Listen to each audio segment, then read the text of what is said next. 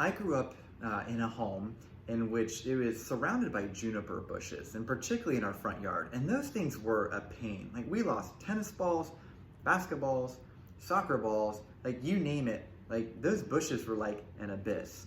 But the worst thing about those bushes was at night.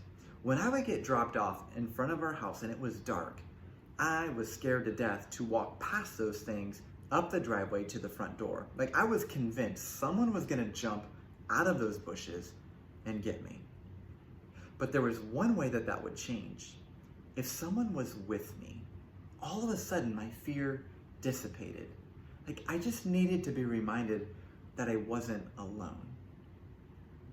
And if you think about it, that's what Advent reminds us of.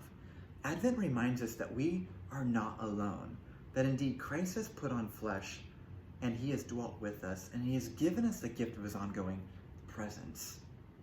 Almost any situation in life is bearable if we know we are not alone.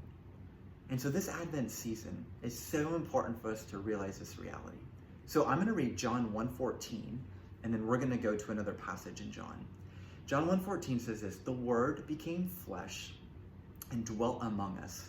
We have seen his glory, the glory of the one and only Son from the Father, full of grace and truth." So why something so drastic as the incarnation, like Christ leaving heaven, putting on flesh and coming to earth? Well, I think the drastic measure of that love shows the drastic nature of our problem. Like, Christ came to solve the greatest crisis there was, and that was our disconnect from God. Right? Like, the essence of sin is that we have put ourselves in the place of God, while the essence of salvation is God has put himself in the place of man. I love this verse in John 1:51. I'm going to read it and then just articulate on it just a bit. Jesus says this: "Very truly I tell you, you will see heaven open and the angels of God ascending and descending on the Son of Man."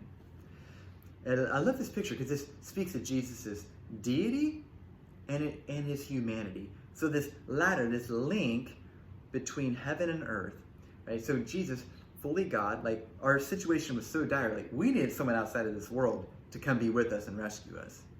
But also fully human. Like, Adam's the one who plunged us into this mess, and so Christ didn't come as an angel, but he came as a human being because we were the ones who needed to be redeemed. And so that's the beauty of the incarnation. Like, that's what it took to restore us back to that relationship with God. And so that means right now, even amidst our struggles, even amidst our challenges, even amidst our uncertainties, the precious promise that Advent gives us is that indeed we are not alone. And so I want to leave you with this question: How can you cultivate an awareness of God's presence with you this Advent season?